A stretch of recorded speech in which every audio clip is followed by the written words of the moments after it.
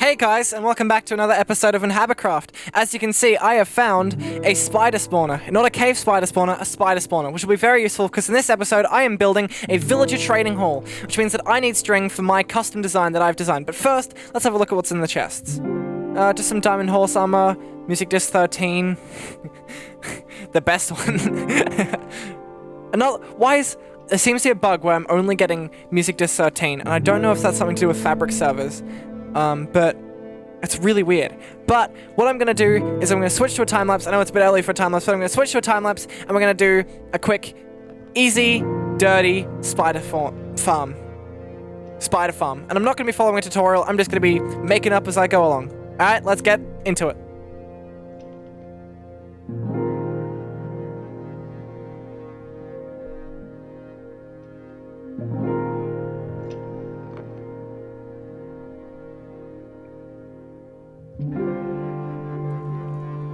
So as you can now see, I have finished the spider farm, and it is definitely producing. And one other thing that you get from a spider farm is these spider eyes, which I can turn into fermented spider eyes to make weakness potions for my villager trading hall, which I will show you as soon as I finish the design for it.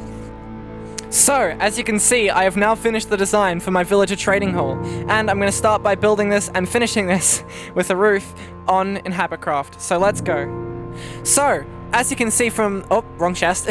As you can see from this chest, I've got a lot of the stuff ready for making the trading hall. So let's start the time-lapse now.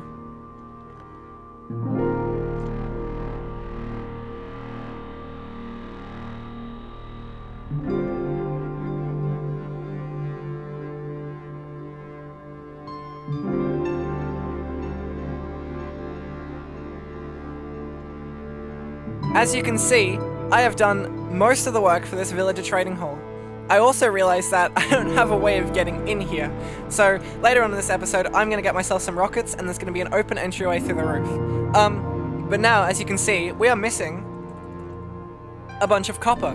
So what I'm going to do is I'm going to find a zombie grinder, and I'm going to make myself a copper farm, if that still works. So, I just got back from a mining trip, and I found a copper vein, which means I have found myself in possession of quite a lot of copper, as you can see. If I was to quickly deposit all of my stuff into this chest here, I could, in fact, grab all of these blocks of copper, turn them down into raw copper, and I have over an inventory's worth of copper here. And what I'm going to do is I'm going to smelt this down. I couldn't be bothered making a copper farm yet, but I will in the future. But I'm going to get some coal, probably from a mountain nearby, and smelt this copper down into the blocks that I need for my build. So I've created this really janky 4-furnace super smelter, and how it works is that we have this chest at the top is the input, where it goes 2 hoppers into this minecart hopper that's evenly distributing the items over these 4 hoppers here, and then I have to manually fuel the furnaces, which all lead into these 2 chests down here. And as you can see, I am starting to smelt away all of my copper, but the problem is I don't have any coal, so I need to get myself some coal. I've gotten myself some coal, as you can see right here, as I've been mining through this meadows area. So now that I've got this coal, I can start smelting my copper. The structure for the villager breeder is, the villager trading hall is in fact done. If I can get into the inner workings. Oh god.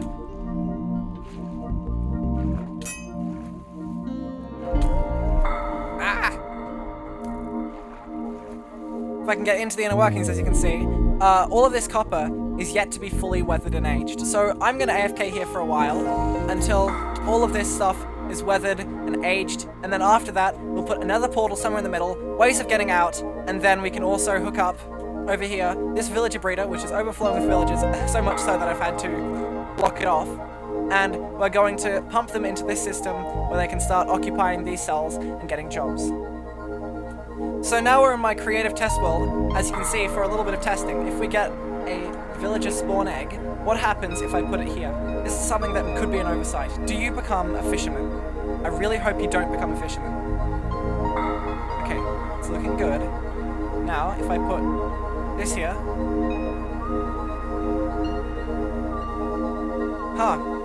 Not becoming any job, that's weird. Well, this next one became a librarian, which is odd. So what happens if I do this? Will you become fisherman? No. And then what if I do this? Why aren't you becoming a librarian? Hello? This is so confusing.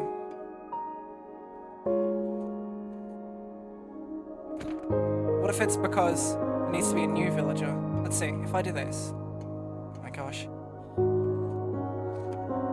Okay, so it works if they're a new villager, but not if they're just directly placed in, I guess. So if I, theoretically, remove this and then place the villager here, would you become a fisherman?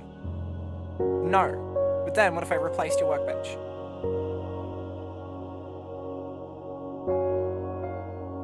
This is very odd. Maybe it's because of all of these other workbenches here, but it will work well enough for my uses.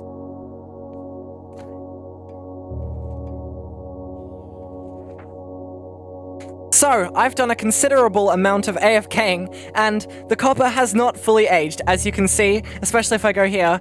It's starting to age, and some of it's getting to a later stage of oxidization, but this is not the color I want. I want this to be fully oxidized. But in the meantime, what I can show you is a lot of my copper, well, all of the copper that I have, has now been converted into copper ingots, and I'm thinking, maybe I should sell this. But the main thing is, I have created my villager trading hall. And if I go into my creative test world, which we've seen before, this design is, I think it's a modified version of a logical Geek Boy design, but it's my own design for a villager trading hall. And how it works is that a villager gets spawned in here, and then pathfinds to see a workbench here, and it falls, and over the top of its head, this stair is pushed, where there is a piston that's attached to an observer. So this observer here, it detects when this piece of string here is updated, powering this block, powering this piston, pushing out this block here. And you can reset it by breaking it and replacing it back on the piston. Then, another system that's built into this is that if I flick this lever, that gets pulled down. And if there was a villager there, it would then not be able to get out because of this trapdoor here, and then a zombie would come and kill it over here and convert it into a zombie villager. Then, I could then flip this up, cure it, and get better deals. And that is the theory behind how my design for a villager trading hall works. Now I just gotta get villagers into the thing. One thing that I did not realize is how much iron I'd get for AFKing for this long. I'm gonna take these poppies, put them in my composting system here, and let's have a check on the other iron farm chest. Okay, this one is not as impressive, but this thing is producing. Wow. I mean, if I was to get myself a beacon now, let's see how many iron blocks that is. So now, as we can see, that is quite a lot of iron blocks.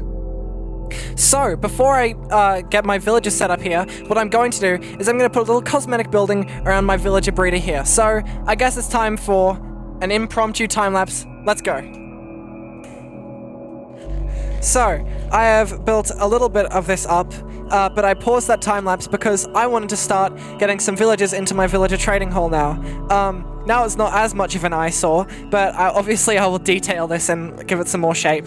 I have plans for a cylinder here, and then some sort of tube going like maybe up, around, down, into the villager trading hall system. But we'll work that out soon, and I'll come back to you with a progress update soon.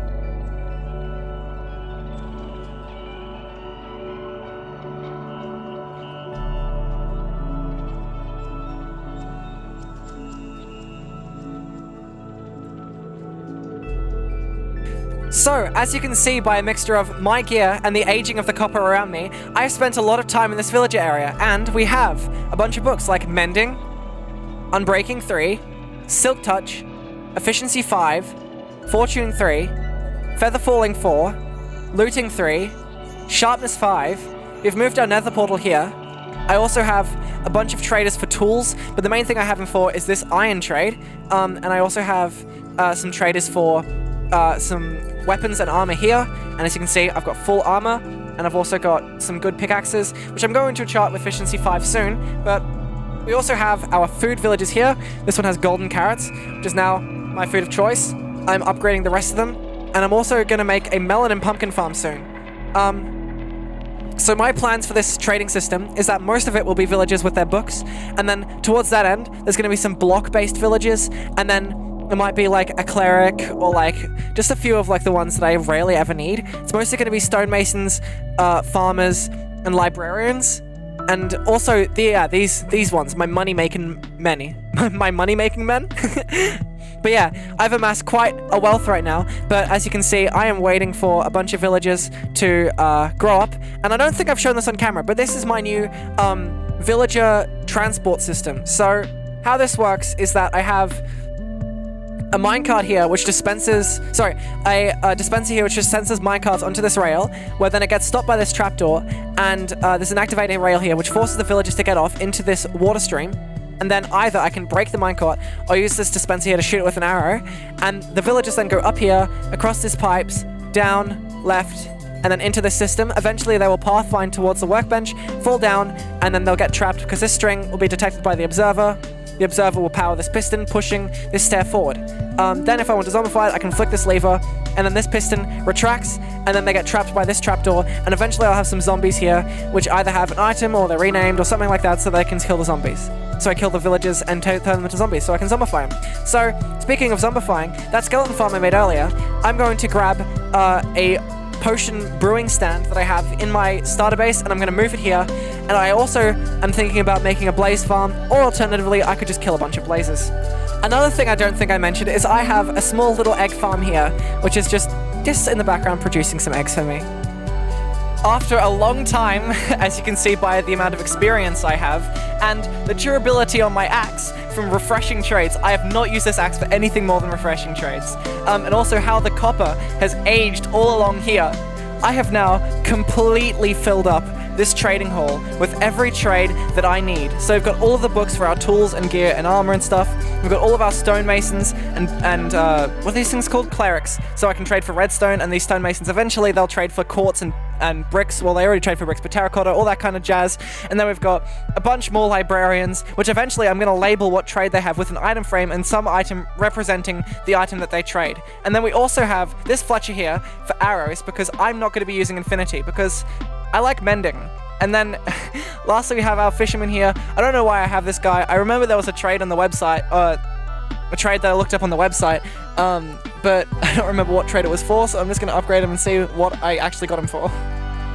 One thing I haven't done with the trading hall, as well as label the trades, I haven't finished this area here. I'm going to have some sort of storage system as well as the glass that I showed earlier, I think, but I also haven't got any of the zombies into the curing chambers, and that's fine for now because I don't really need to do any mass trading.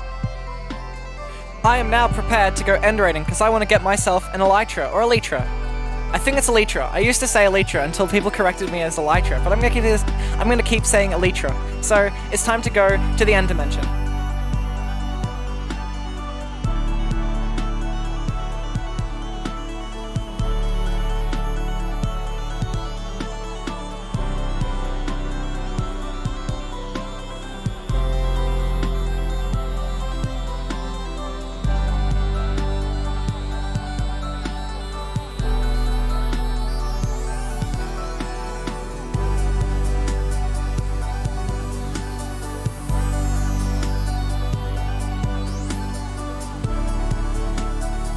When you see me next, I'm going to have a bunch of shulker shells and just a bunch of stuff from the end city gathered. But right now, what I want to do is quickly grab, I think it's over here. I don't remember which way the ship goes. But, oh yeah, it's this way. So, I'm just going to quickly grab the dragon head.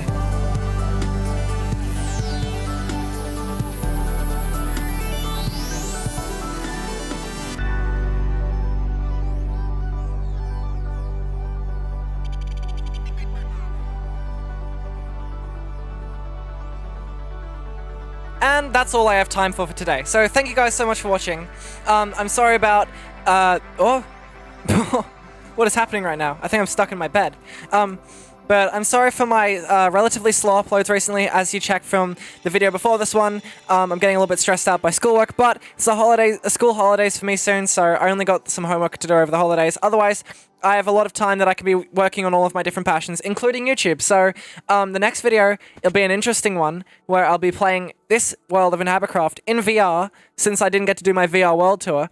And if that video gets a good reception, I might just post a VR world tour of last season of InhabitCraft. But yeah, it feels so good to have wings, and in the next episode, as well as doing the VR, probably the episode after that, I'll probably do a bunch of extra farms, even though I've got this bit of industry here done. But yeah, that's all I've really got time for today. So thank you guys so much for watching, and I'll see you in the next one. Bye!